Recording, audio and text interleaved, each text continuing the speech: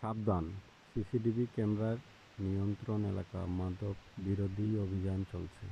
দর্শক বন্ধুরা দেখতে পাচ্ছেন, আমার এক ফ্রেন্ডের বাসায় দাওয়াতে আসছিলাম তার এলাকায়। এটা বলে দানিহারি উচ্চ বিদ্যালয়, জায়লা স্কুল বলে।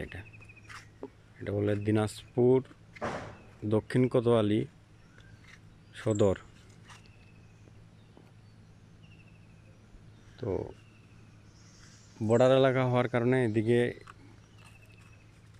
মাদক পাচারকারী, মাদক ব্যবসায়ী অনেক বেশি। সেজন্য সিসি ক্যামেরায় এলাকা